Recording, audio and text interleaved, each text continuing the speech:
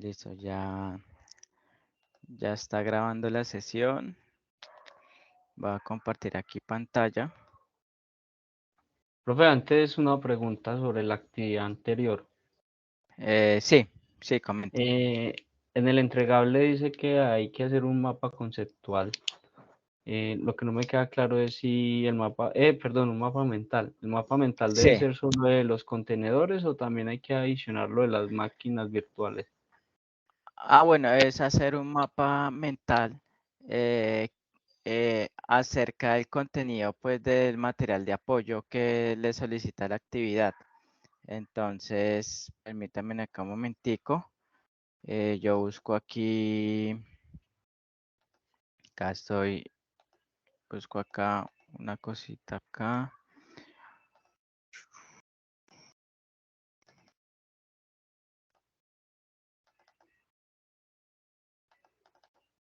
Entonces, básicamente es hacer un mapa mental con base al material de apoyo, imágenes y contenedores, ¿sí? Ejemplo de imágenes y contenedores, realice un mapa mental del contenido de temáticas. Entonces, pues, básicamente ese material de apoyo es este. Pero acá lo miramos.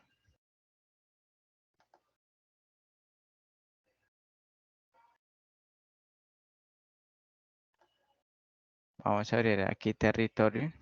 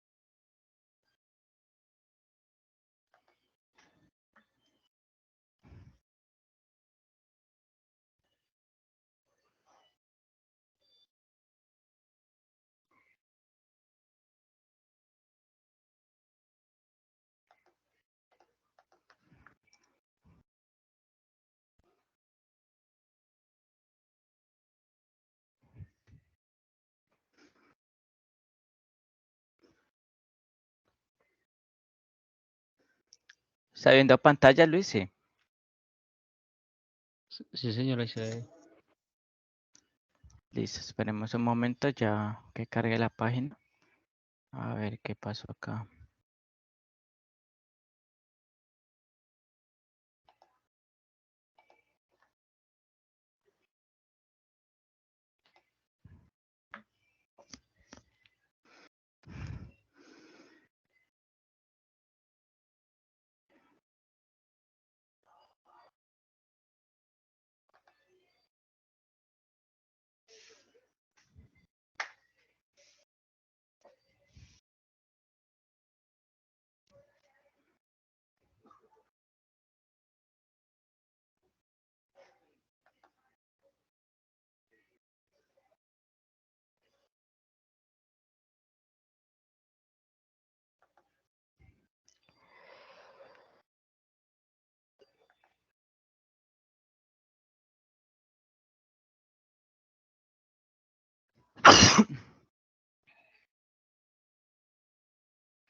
Listo, entonces en base pues al material de apoyo de contenedores hay un PDF, eh, creo que se llama imágenes y contenedores, ¿sí? Entonces ustedes se ubican ahí a imágenes y contenedores y van a hacer un mapa conceptual acerca pues de lo que visualiza el material de apoyo de imágenes y contenedores y pues teniendo en cuenta también este PDF, ¿sí? Ese PDF básicamente eh, contiene pues, digamos, creo que contiene el ejercicio que hicimos en la clase pasada, ¿no es cierto? Entonces, de cómo en un contenedor montar un servicio de MySQL, ¿no es cierto? Entonces es hacer un mapa conceptual sobre esto. ¿Listo, Luis? Listo, Sí, sí, más que ya queda más claro. todo donde maneje conceptos, de pronto vincule comandos y que explique pues en el mapa mental para qué sirve cada comando, ¿sí? Pues acerca de ese material, ¿listo? Ah, listo, señor, ya queda más claro. Ujú, sí. Bueno, entonces, bueno, volviendo aquí a la guía de aprendizaje, voy acá a cerrar esto. Volviendo aquí, acá,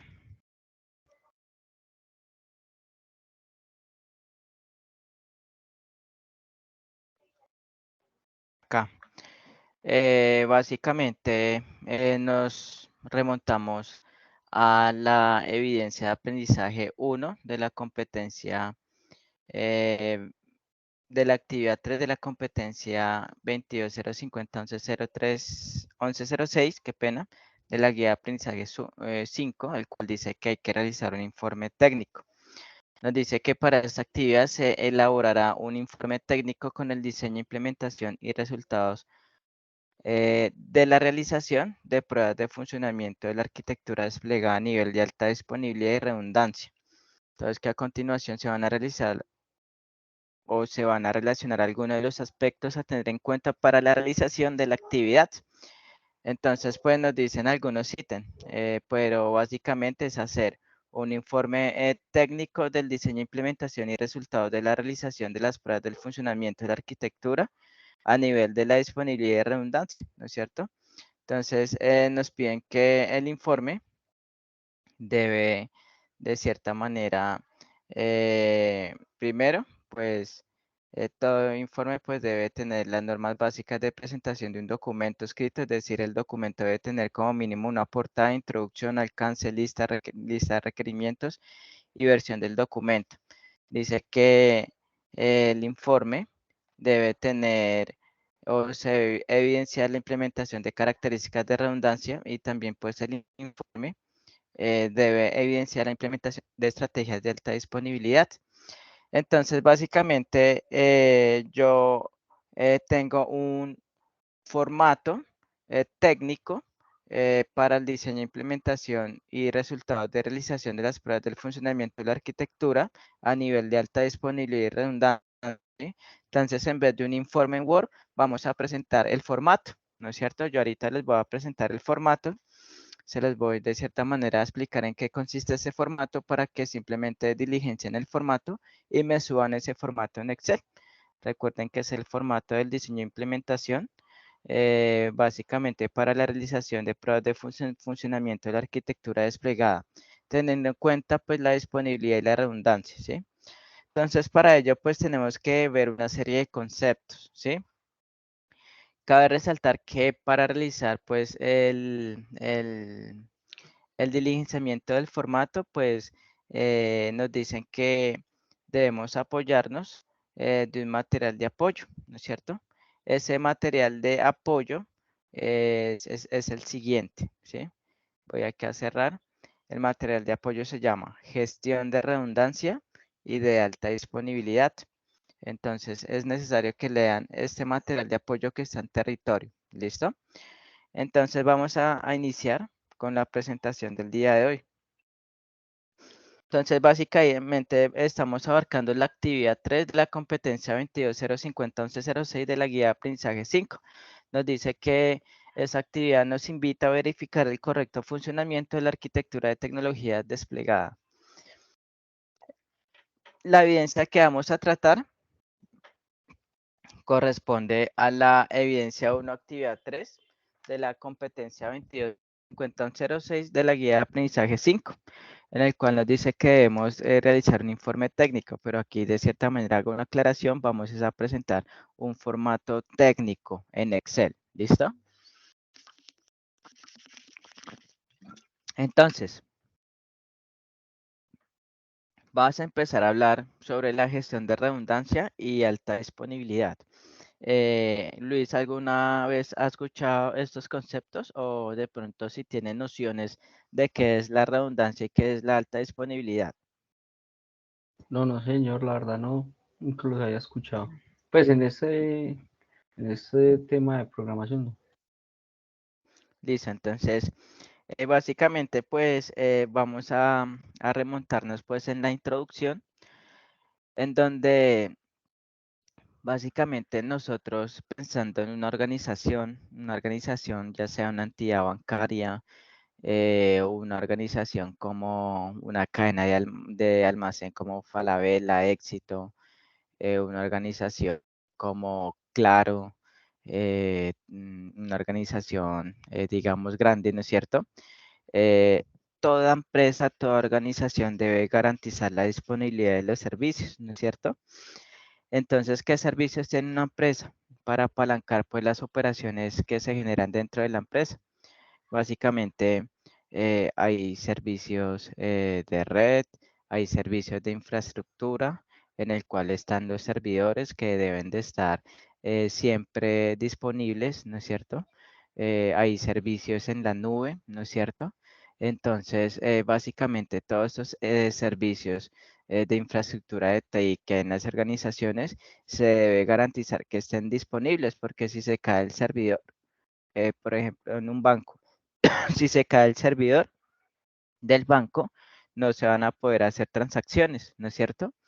Entonces, por eso es importante garantizar la disponibilidad de los servicios de tecnología de la información en una organización, ¿sí? Entonces, imagínense que, por ejemplo, si nos imaginemos Facebook, si se caen los servidores de Facebook, pues millones de usuarios no van a poder usar las redes sociales, ¿no es cierto? Entonces, por eso es de vital importancia garantizar la disponibilidad pues, de los servicios de TI en las organizaciones, ¿no es cierto? Entonces, básicamente nos dice que es fundamental posibilitar la operación en las empresas, ¿sí? Si nosotros garantizamos la disponibilidad de la infraestructura de TI en las empresas, estamos también garantizando que las operaciones, en este caso, en el ejemplo de la entidad bancaria, las transacciones se van a realizar, ¿no es cierto? ¿Por qué? Porque si garantizo que el servidor se mantenga arriba y esté disponible, pues estoy garantizando que el banco poder hacer todas las operaciones que demanden los usuarios, como transacciones, ¿no es cierto? Y otros servicios más. Entonces, bien sea porque se prestará un servicio que sea dotar de esas características o porque se van a adquirir servicios en la nube. Por ello es importante conocer los conceptos y términos a este proceso de gestión, ¿no es cierto? Entonces, pues vamos a abordar pues todos estos conceptos que tienen que ver con la gestión de redundancia y alta disponibilidad de los servicios de TI que dispone una empresa. Entonces, esta diapositiva buscaba mostrarles como la introducción a este tema como tal, ¿sí? Entonces, sabemos que para una empresa es de vital importancia garantizar eh, los servicios de TI para que puedan realizarse las operaciones normalmente dentro de la empresa, ¿no es cierto? Entonces, si se garantiza de cierta manera que los servicios de TI de una empresa, TI es tecnologías de la información, estén disponibles, pues estamos garantizando que la empresa va a hacer sus operaciones normalmente, ¿sí? Entonces, vamos con, de cierta manera, con un contexto en el cual digamos que es como la puerta de entrada a hablar de la gestión de alta disponibilidad y redundancia. Resulta que las empresas, para mantener disponibles los servicios, ellos de cierta manera tienen que contratar los servicios de un proveedor, ¿no es cierto? Entonces, por ejemplo, las entidades bancarias guardan toda la información, todos los servidores en la nube, ¿no es cierto? Los tienen de cierta manera en data center en la nube, ¿no es cierto? Y entonces se hace necesario que la empresa pues contrate un proveedor que le otorgue ese servicio, ¿no es cierto? De almacenar toda la información generada del banco en la nube de una manera segura, ¿no es cierto? Entonces todo parte de allí, ¿sí? De la necesidad de las empresas que tienen para contratar servicios con proveedores para apalancar las operaciones que realiza la empresa como tal, ¿no es cierto? Entonces, vemos que contratar u ofrecer servicios en la nube, pues debe de cierta manera generar trabajo pues para asesorar o recibir la tutoría o el asesoramiento sobre un conjunto de características o configuraciones que permitan pues garantizar con seguridad la operación del servicio que se va a contratar, ¿no es cierto?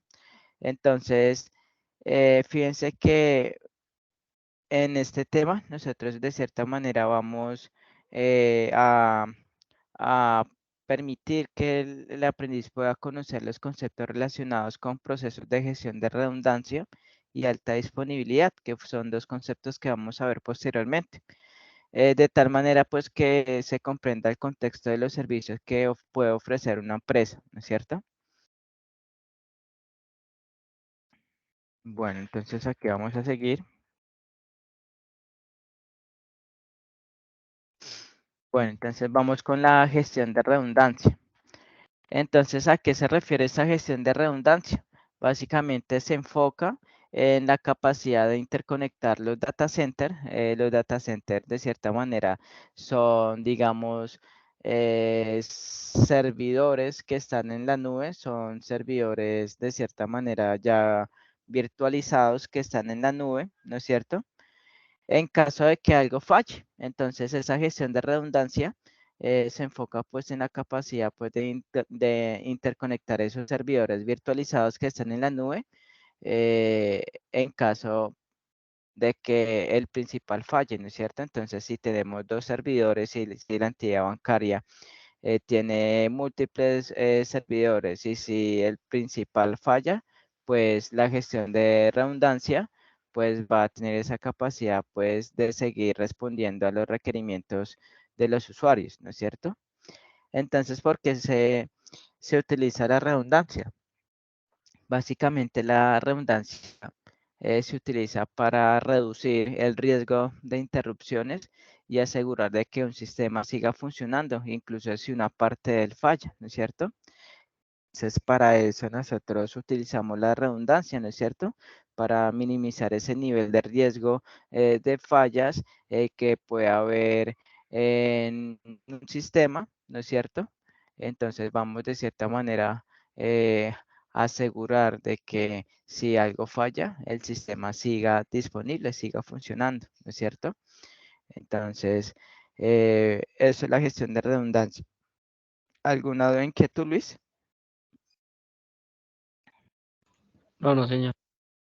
Listo, entonces tengamos pues de cierta manera entendido que la redundancia pues de cierta manera busca minimizar el riesgo de interrupciones para garantizar de que el sistema funcione si de pronto algo está fallando, a pesar de que falla, la redundancia garantiza que el sistema funcione, ¿no? Tenemos la gestión de alta disponibilidad, entonces ya dejamos la redundancia para pasar a hablar de disponibilidad. Y básicamente la disponibilidad se enfoca pues en la capacidad de tener operando los sistemas sin interrupción, ¿no es cierto? Y esta se refiere pues a la capacidad de que el sistema o servicio que se esté tratando eh, debe estar siempre disponible y funcionando de manera confiable, incluso en situaciones de fallos o interrupciones. Fíjense que pues de cierta manera eh, comparte como el mismo objetivo de uso de la redundancia, ¿no es cierto? Porque la redundancia se utiliza para minimizar el riesgo de interrupciones, ¿no es cierto? Y asegura que un sistema funcione, incluso si una parte del falla. Y si miramos la alta disponibilidad, pues también se refiere a la capacidad de un sistema de estar siempre disponible, incluso en situaciones de fallos o interrupciones, ¿no es cierto? Entonces vemos que la gestión de redundancia se centra en la capacidad de interconectar los data centers en caso de que algo falle, ¿no es cierto? Y vemos que la alta disponibilidad se centra en la capacidad de tener operando los sistemas sin ningún tipo de interrupción, ¿no es cierto? Bueno, entonces vamos a empezar de cierta manera a hablar sobre la redundancia de hardware. Bueno, la redundancia de hardware básicamente hace referencia a tener de cierta manera artefactos del sistema duplicado. Eso es redundancia. Redundancia es cuando hay algo duplicado, ¿no es cierto? Entonces, para que yo tenga algo duplicado, si me va a consumir más recursos, me está consumiendo recursos de memoria, recursos de procesador, ¿no es cierto? Entonces, es ahí en donde en esta instancia se puede de cierta manera tener en cuenta los proveedores de servicios en la nube, ya que pues tienen todos esos servicios que ofrecen, ¿no?, dentro de centros de procesos de datos, ¿no es cierto? Más conocidos como data center. Y las máquinas en algún momento terminan fallando, pues tienen un tiempo de vida estimado muy difícil de garantizar.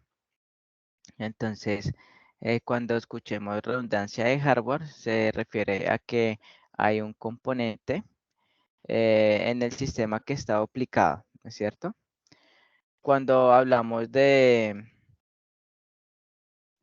un objetivo de redundancia de hardware, cuando nos enfocamos en cuál es ese objetivo de la redundancia de hardware, básicamente su objetivo va ligado a evitar fallas, ¿no es cierto? Es decir, su objetivo no es evitar fallas, sino que más bien que no afecten a los usuarios, ¿no es cierto? Entonces, de cierta manera, la redundancia busca es que no evitar fallos, sino que de cierta manera se preocupa por garantizar de que los usuarios no se vayan a ver afectados en el sistema ante la duplicidad de cierta manera o generación de fallas en el sistema.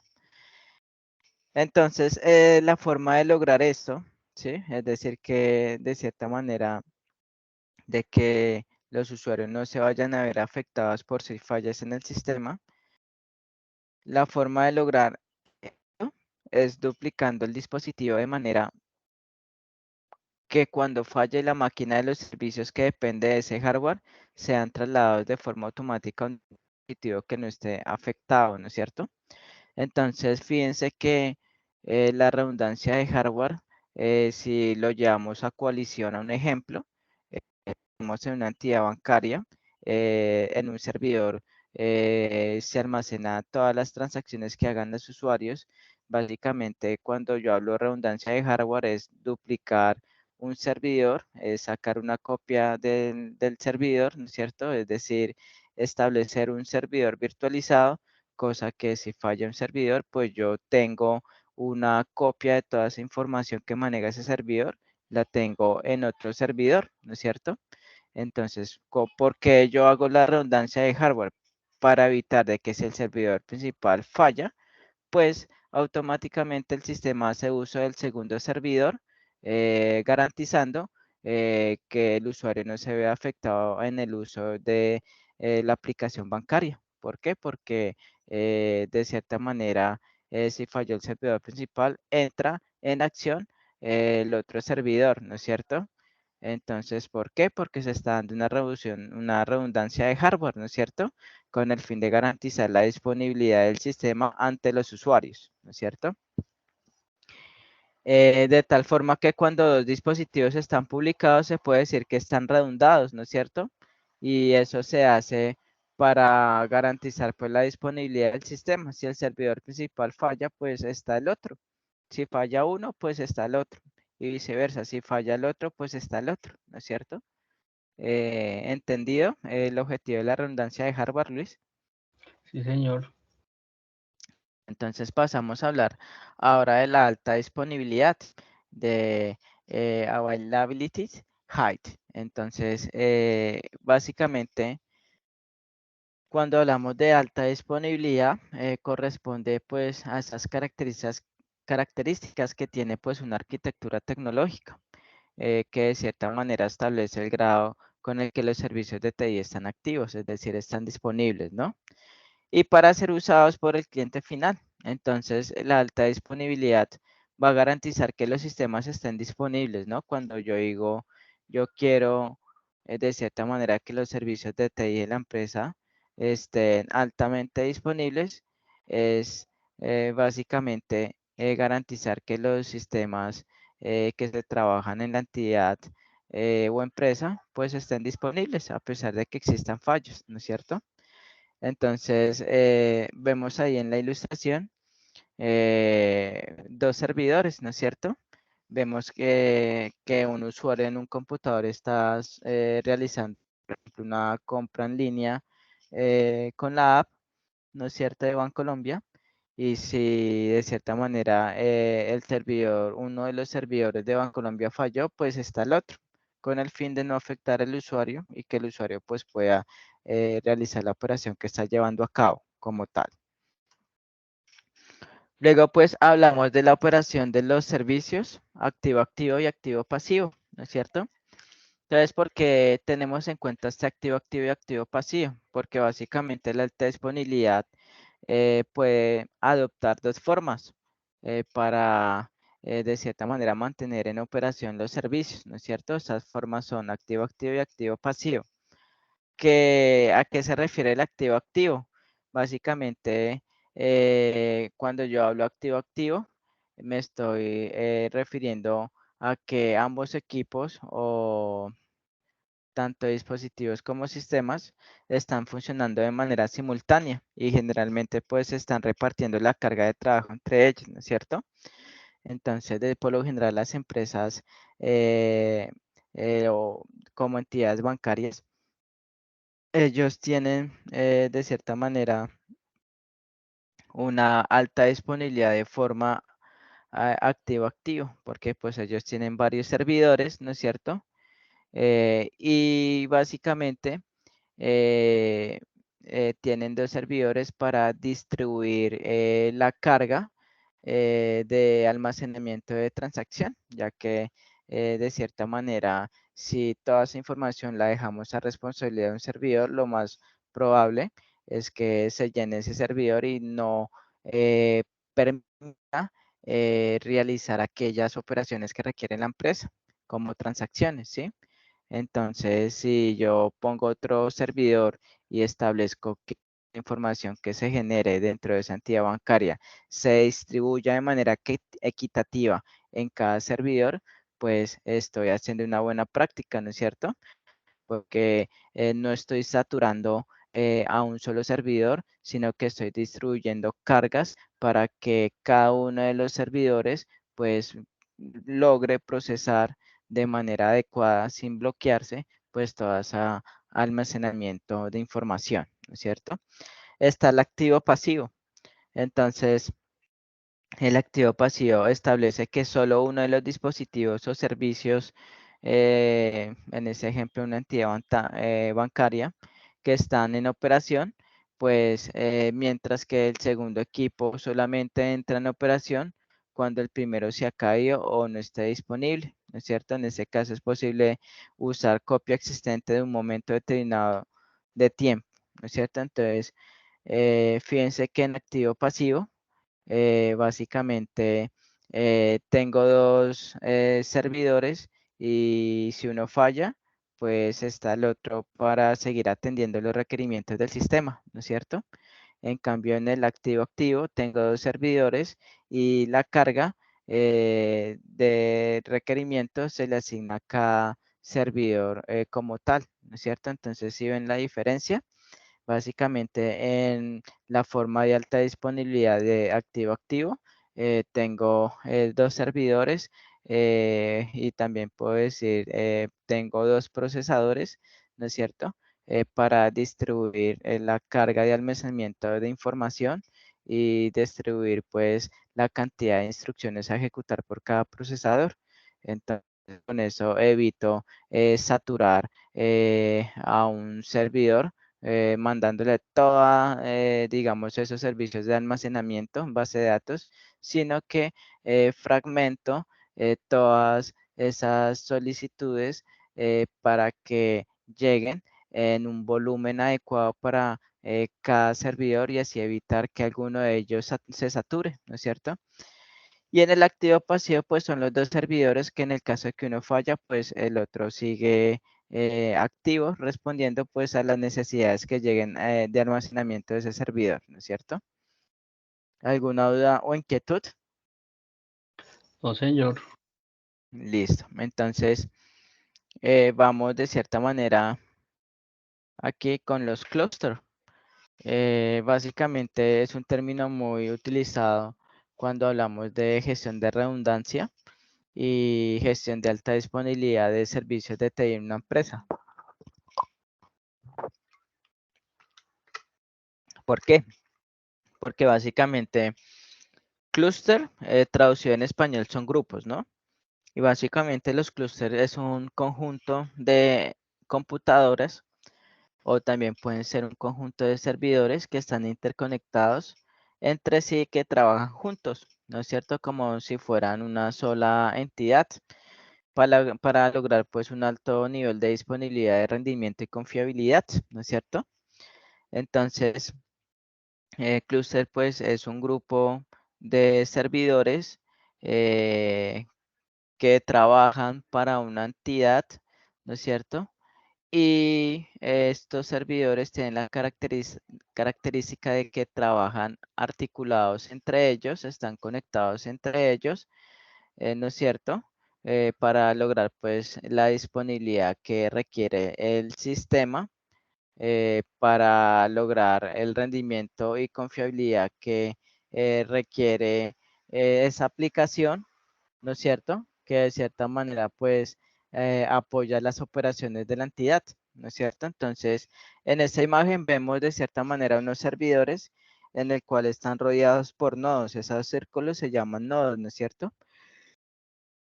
Y básicamente, estos nodos de cierta manera van interconectados unos con otros para de cierta manera garantizar que esos clústeres siempre estén disponibles, ¿no es cierto?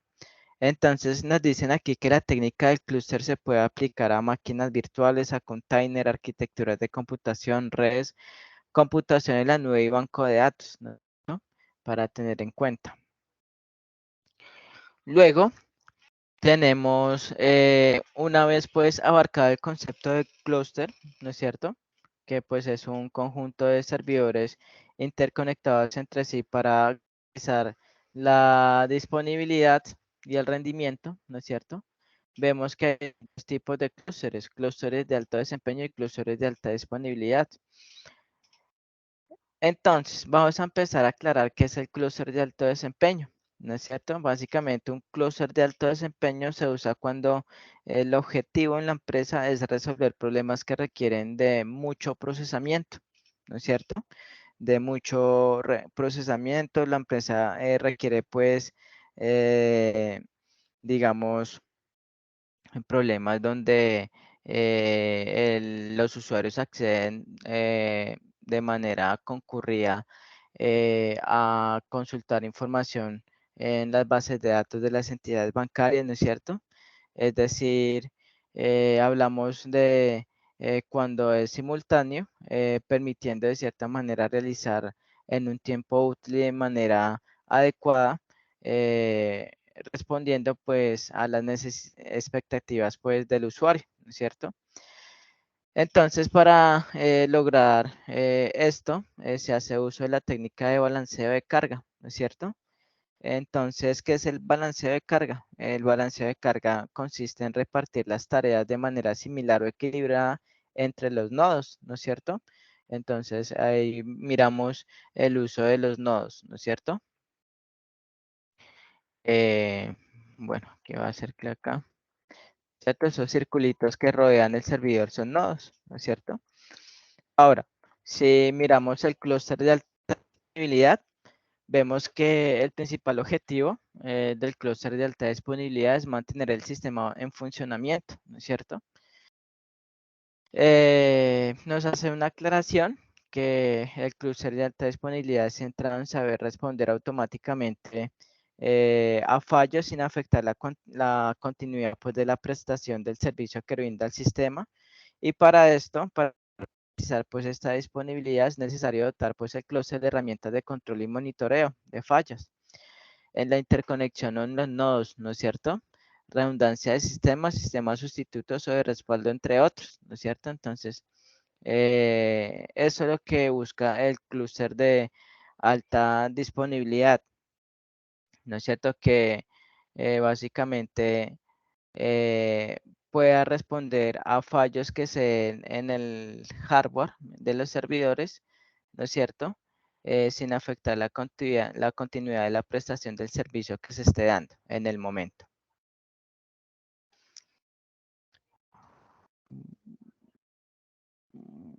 Bueno, luego nos dice ventajas de la gestión de redundancia y alta disponibilidad. Es necesario, pues, una vez, digamos, adoptado y comprendido estos términos de redundancia y de disponibilidad, hay que saber por qué las empresas lo utilizan, ya que pues genera una serie de ventajas. Entonces tenemos la ventaja de eliminación a fallos, ¿no es cierto? Resulta que al ocurrir pues los fallos en el hardware o también fallos en las redes o en fallos en la red que provee la energía para toda esta infraestructura de TI o daños en el nivel físico, básicamente van a quedar resueltos de forma automática debido a que las funciones son trasladadas a nodos no afectados, ¿no es cierto? Entonces, pues una de las ventajas de la gestión de redundancia y alta disponibilidad es la eliminación de fallos. Otra es la recuperación de automática, porque se dice que es un beneficio la recuperación automática, porque básicamente no requiere pues de la intervención del humano máquina, para que pues los sistemas se restablezcan ante fallas o se reconfiguren para salvaguardar los fallos, ¿no es cierto? Entonces, la gestión de redundancia y alta disponibilidad me permite que esos fallos básicamente eh, sean intervenidos de manera automática por software especializados, ¿no es cierto? Está también una de las ventajas que es el rendimiento, ya que la arquitectura pues permite que la empresa pueda ir creciendo en términos de operaciones y en términos de que los sistemas tecnológicos puedan escalar necesidades crecientes, ¿sí? Es decir, ante nuevas necesidades que tenga la empresa, pues de cierta manera las operaciones y sistemas de la empresa pues van a escalar tecnológicamente para poder de cierta manera hacer frente a las nuevas necesidades que existan. Y está la seguridad, que es la última ventaja que brinda la gestión de redundancia y alta disponibilidad, que corresponde pues a garantizar el almacenamiento y la disponibilidad de la información. Entonces son básicamente esas tres ventajas. Eliminación de fallos, recuperación automática, ¿no es cierto? Rendimiento y seguridad. ¿Alguna duda, inquietud respecto a estas ventajas? Todo, señor. ¿Listo? Entonces vamos con el término de implantación de sistemas de alta disponibilidad. Permítame en un momento.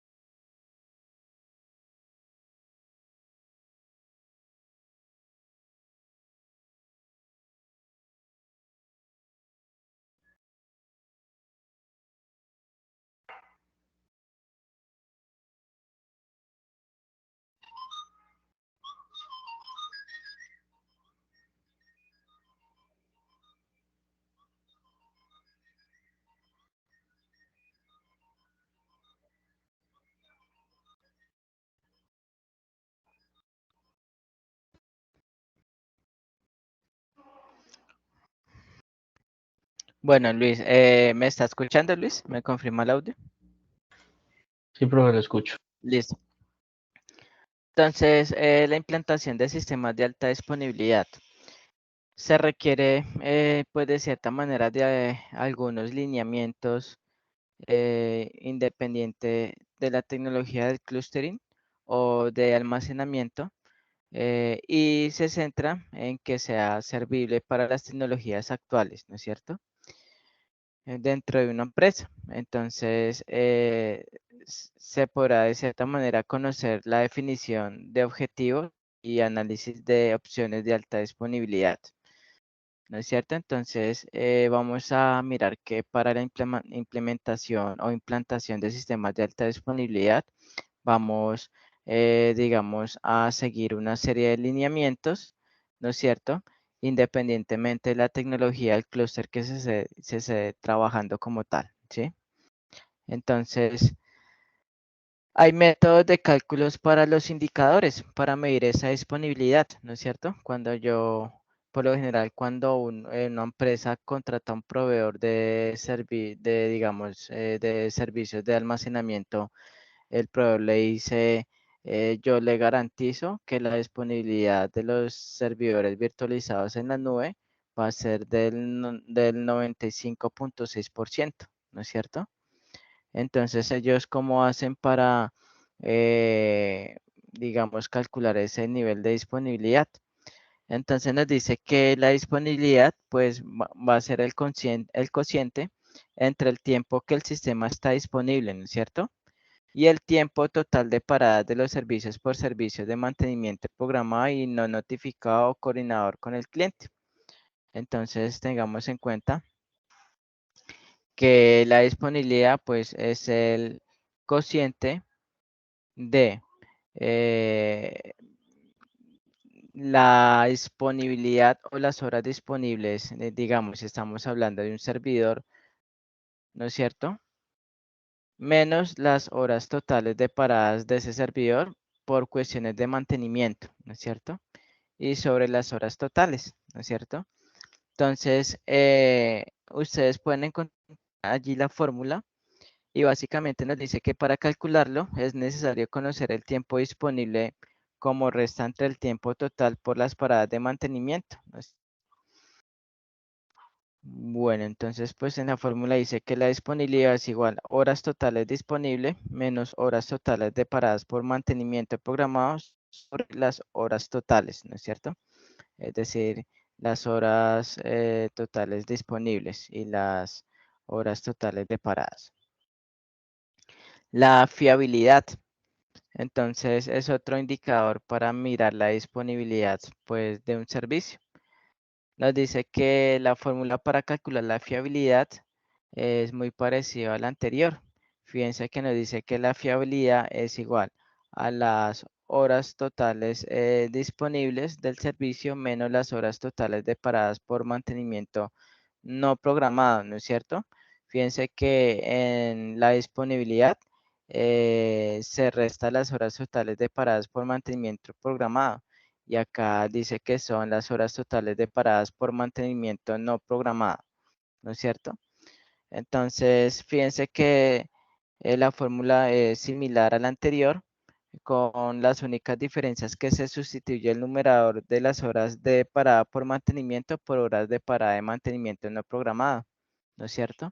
Entonces, la fórmula es la misma, solo que las horas de totales de parada por mantenimiento no programadas son distintas al momento de calcular el indicador de la disponibilidad. Listo. Entonces luego tenemos el tiempo medio entre paradas, ¿no es cierto? En donde nos dice que el tiempo medio que ha transcurrido entre dos paradas de mantenimiento y se requiere para su cálculo en el numerador, pues las horas totales del periodo, ¿no es cierto? Y en denominador el número de paradas, ¿no es cierto? Y son fórmulas de cálculo de indicadores de disponibilidad. También para calcular el tiempo medio hasta puesta en marcha, ¿no es cierto? Cuando hablamos del tiempo medio puesta en marcha es cuando ya, de cierta manera, el tiempo que ha transcurrido para que un servicio se ponga ya listo para ser usado por los usuarios, ¿no es cierto? y nos dicen de cierta manera que representa el tiempo medio de duración de las diversas paradas ocurridas en el periodo e ítem, ¿no es cierto? Entonces tenemos que el tiempo medio hasta puesta en marcha es igual a las horas totales paradas sobre la cantidad de paradas.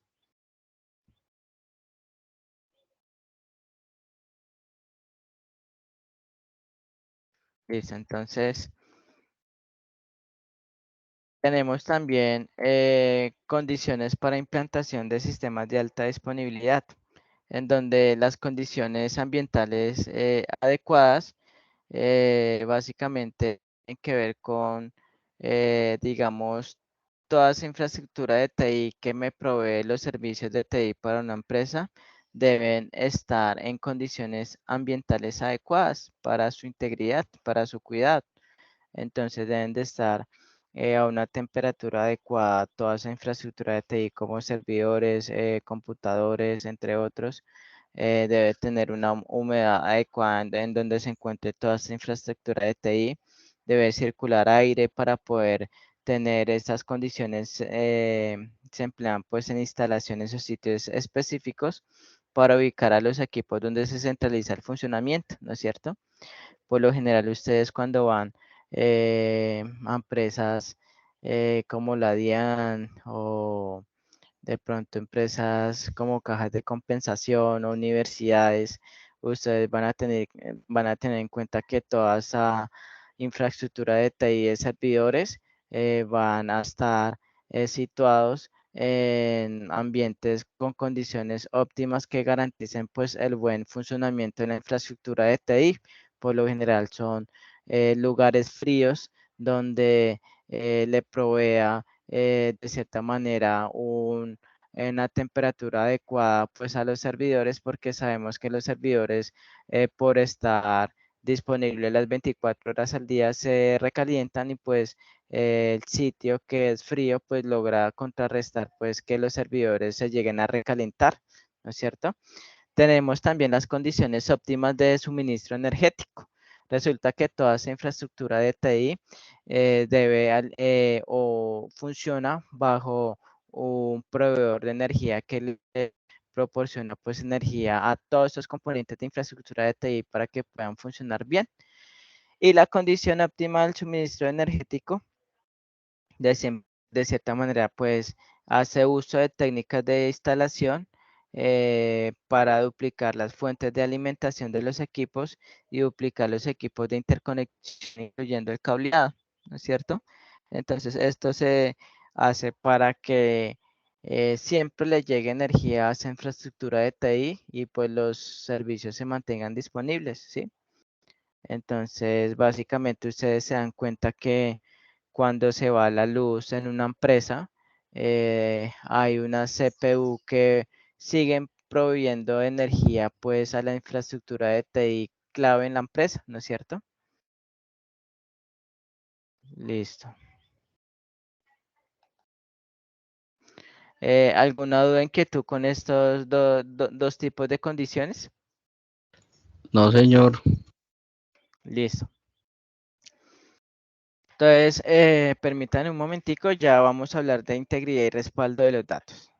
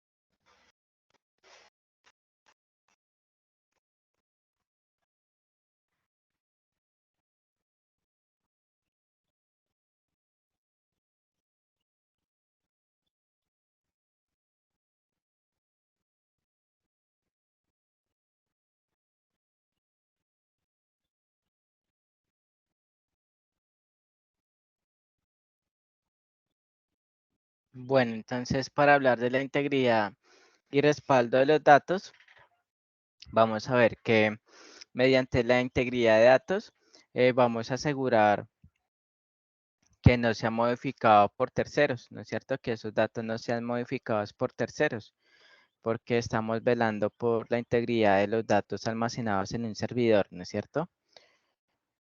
Entonces, para garantizar pues que esa integridad en los datos almacenados o transmitidos se van a emplear de cierta manera técnicas como el cifrado, formas digitales, para que de cierta manera, eh, si yo de cierta manera quiero eh, garantizar la integridad de los datos, que ningún tercero acceda a esa información, ¿no es cierto? Yo utilizo técnicas de cifrado de datos.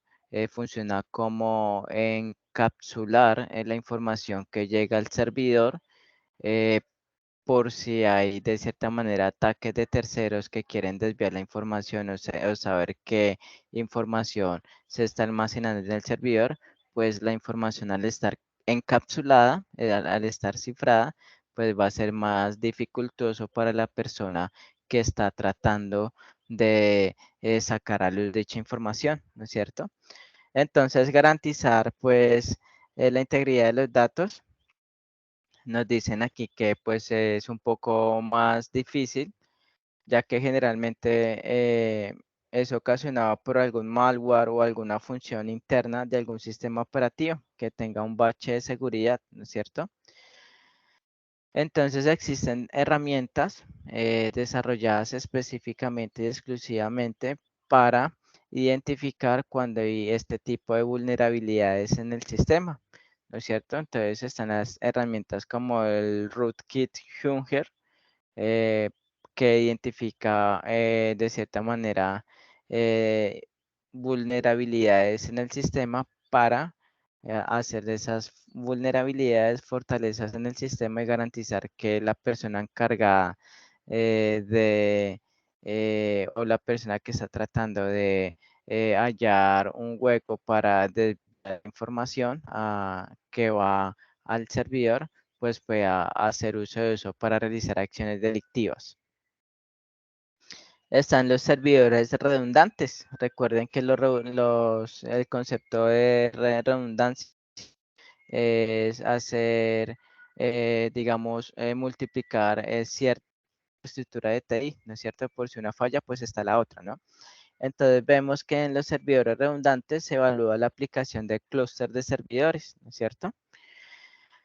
Eh, También se evalúa pues aplicaciones de máquinas virtuales o contenedores y se emplea una técnica y el número de nodos de acuerdo pues a las características que se desea dotar al servicio. Si estará centrada en el alto desempeño o alta disponibilidad, ¿no es cierto?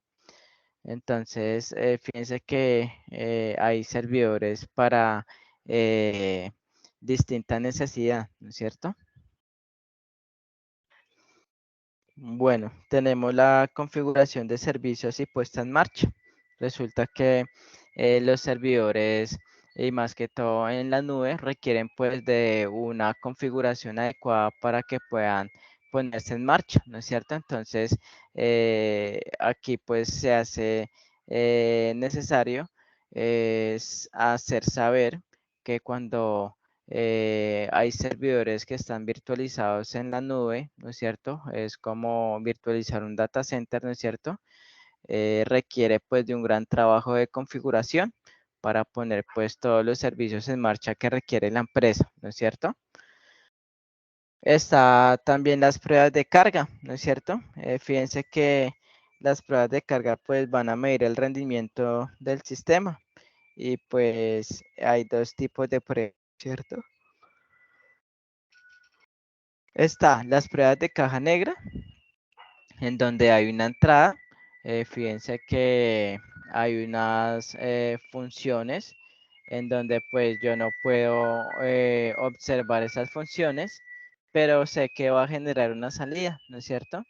Entonces, por lo general, las pruebas de caja negra son pruebas sencillas que no se dotan de permisos de usuario para acceder, más bien solo se puede probar lo que externamente se ve de un servicio, ¿cierto?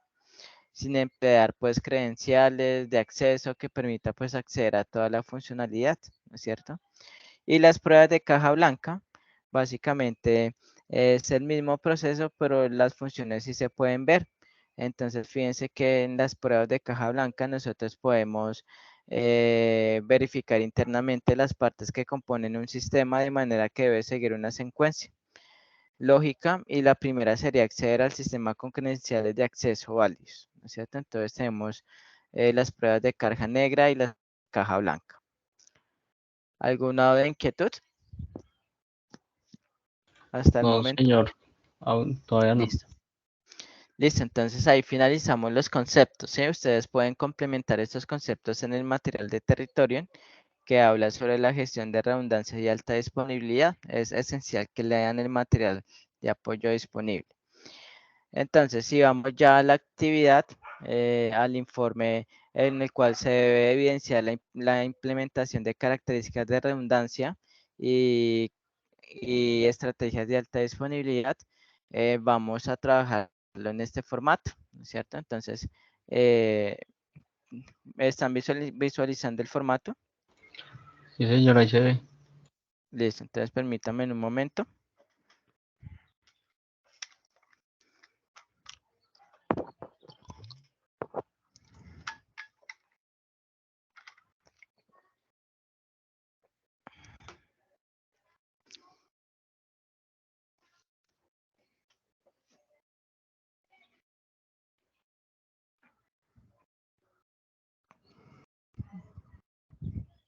Bueno, entonces, el siguiente formato consiste en un formato de diseño, implementación y resultados de realización de las pruebas del funcionamiento de la arquitectura desplegada a nivel de alta disponibilidad y redundancia, ¿no es cierto? Entonces, fíjense que ese formato lleva un resumen ejecutivo, ¿no es cierto? Entonces, ese resumen ejecutivo va a resumir básicamente lo que va a describir el diseño y la implementación de los resultados de las pruebas, ¿no es cierto?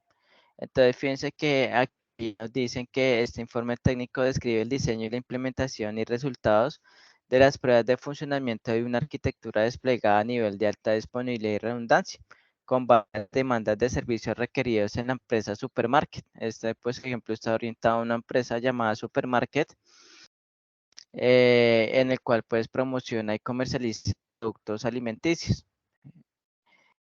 Fíjense que el resumen ejecutivo también tiene el objetivo, ¿no es cierto? Entonces, en donde pues de cierta manera nos dicen aquí lo siguiente.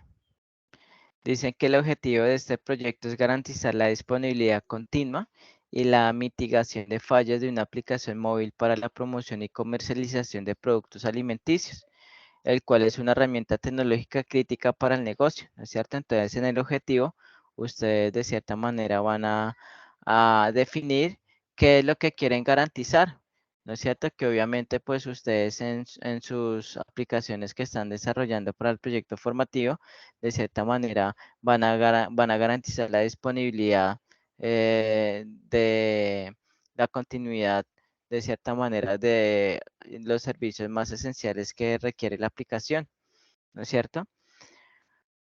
Básicamente, fíjense que el resumen ejecutivo también dice lo que se implementó. Entonces, fíjense que se implementó una infraestructura de alta disponibilidad utilizando técnicas de redundancia para garantizar un funcionamiento dentro de su flujo normal sin ningún tipo de falla, ¿no? Entonces, fíjense que es el resumen ejecutivo de lo que va a llevar pues el diseño y la implementación y resultado de realización de pruebas de funcionamiento para disponibilidad y redundancia, ¿no? Entonces, seguidamente, eh, una vez se haya hecho este resumen, ustedes pues lo van a, de cierta manera, a enfocar el resumen frente al caso de negocio que ustedes están trabajando en sus proyectos formativos. Procedemos de cierta manera a comentar el objetivo de la arquitectura, ¿no es cierto? Entonces, básicamente, van a especificar cuál es el objetivo de la arquitectura empleada para garantizar la disponibilidad de los servicios. Entonces vemos aquí como ejemplo que el objetivo principal de la arquitectura de alta disponibilidad es minimizar el tiempo de inactividad y garantizar que la aplicación sea resistente a fallos con el fin de garantizar el flujo continuo de los procesos operativos que apalancan financieramente en la empresa de supermarket. Entonces, pues ustedes van a identificar cuál va a ser ese objetivo de la arquitectura, teniendo en cuenta que ese objetivo va enfocado a, de cierta manera, garantizar la disponibilidad de servicios ante fallas que puedan existir, ¿no? ¿Entendido hasta el momento lo que es el resumen ejecutivo y el objetivo de la arquitectura? Sí, señor. Listo. Entonces, luego nos hablan aquí de los elementos claves del diseño de la arquitectura. Acá nos dice que señale con una X los elementos claves que contiene el diseño de la arquitectura. Entonces ustedes van a señalar con una X los elementos claves que ustedes van a tener en cuenta al momento de diseñar la arquitectura, ¿no es cierto?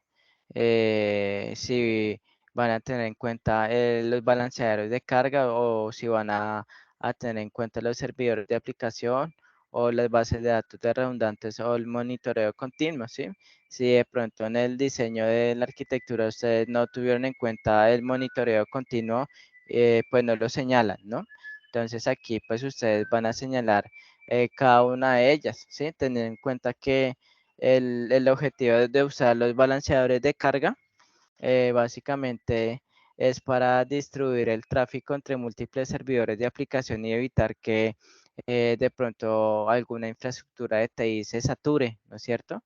Teniendo en cuenta que pues el servidor de aplicación es donde se despliegan pues los servidores de aplicación en grupos, asegurando pues la redundancia y la capacidad de recuperación.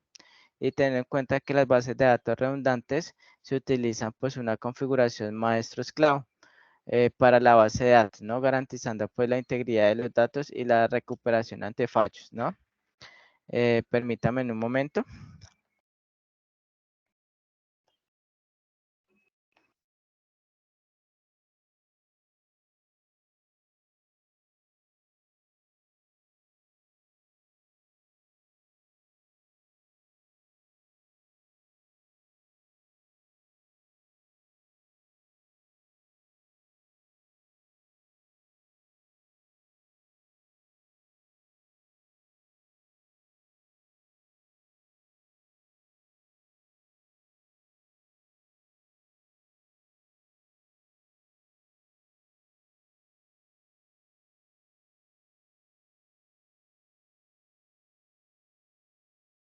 Listo. Entonces ya saben, aquí pues ustedes van a señalar al momento de diseñar la arquitectura qué elementos tuvieron en cuenta, ¿no es cierto? La señalan con una X, ¿no es cierto? En este ejemplo se tuvieron en cuenta pues todos los elementos, ¿no es cierto? Luego, aquí en arquitectura de infraestructura, que garantiza la disponibilidad de redundancia, ¿no? Básicamente,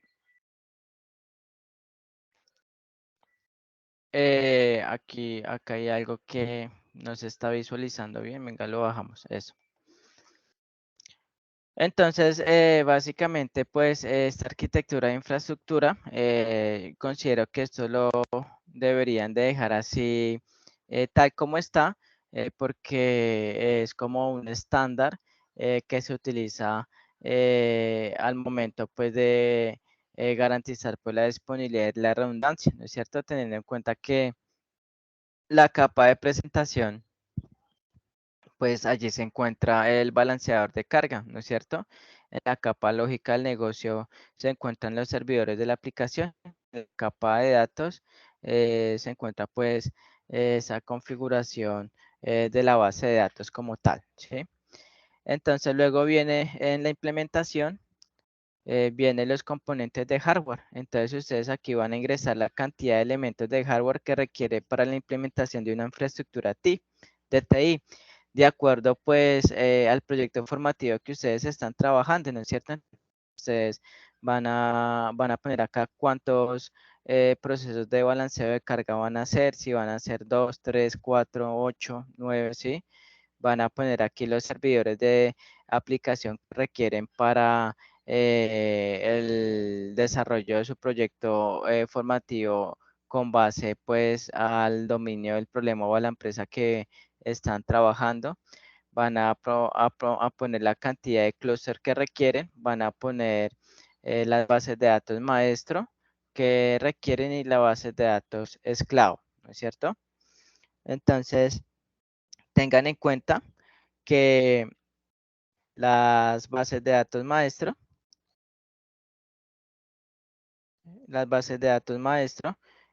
tienen un significado, ¿no?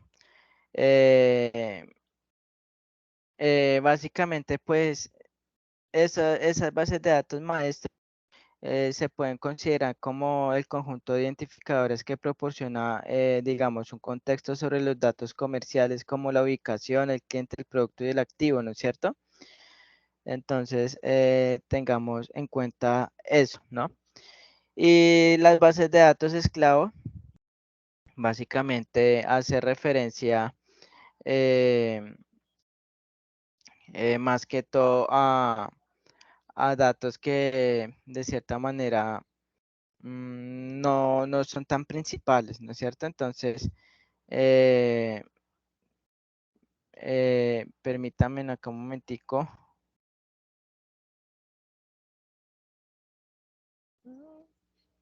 Listo, entonces tengan en cuenta que de las bases de datos esclavo, básicamente son, digamos, bases de datos en donde, digamos, los datos no son tan principales como los que se manejan en la base de datos maestro como tal.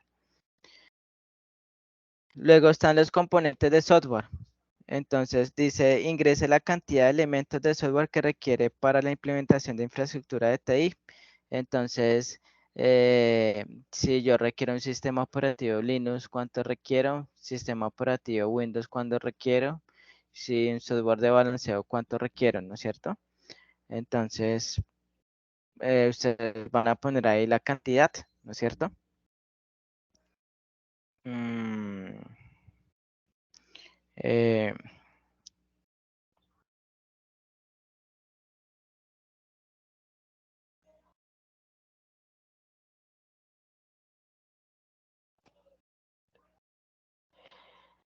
entonces...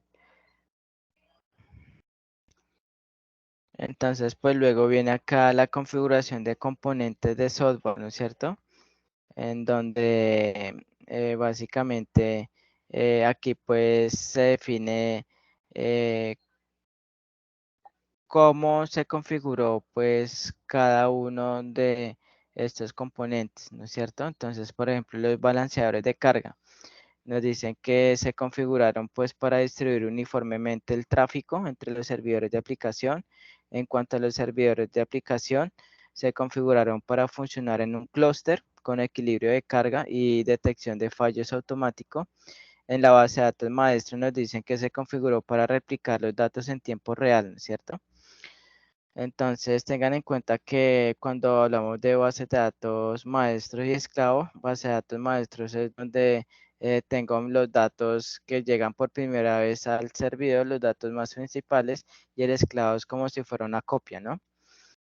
Luego vienen las pruebas de funcionamiento, en donde básicamente ustedes van a poner en una X qué pruebas de funcionamiento asignaron. Si realizaron simulación de falla de un servidor de aplicación, pues ponen una X. O si realizaron simulación de falla de un nodo de bases de datos, ponen otra X, ¿no es cierto? Luego, pues, se obtienen los resultados. Estos resultados, pues, son los resultados como que se llegan con más frecuencia al realizar, pues, este informe técnico de disponibilidad y redundancia, ¿no es cierto? Entonces, resultados como que los servidores de aplicación demostraron, pues, una recuperación automática después de un fallo, manteniendo la disponibilidad del servicio, ¿no es cierto? básicamente los balanceadores de carga pues se redistribuyeron el tráfico con éxito en caso de fallo, ¿no es cierto? Entonces pues ponen como esos resultados y pues finalmente la conclusión, ¿no es cierto? La conclusión que llegaron al momento pues de realizar pues este informe técnico de disponibilidad y redundancia, ¿no es cierto? Listo. Entonces, con este informe que llenen, que diligencien, eh, suben pues la actividad que les pide pues esta evidencia de aprendizaje, ¿no? Técnico, ¿no es cierto? Entonces, ¿hay alguna duda o inquietud? Yo les voy a pasar pues este formato con el fin de que ustedes lo trabajen, lo ajusten con los datos del proyecto formativo, ¿no es cierto? Y decidan de cierta manera, básicamente, señalen aquí con una X los elementos que tuvieron en cuenta para el diseño de la arquitectura. De cierta manera aquí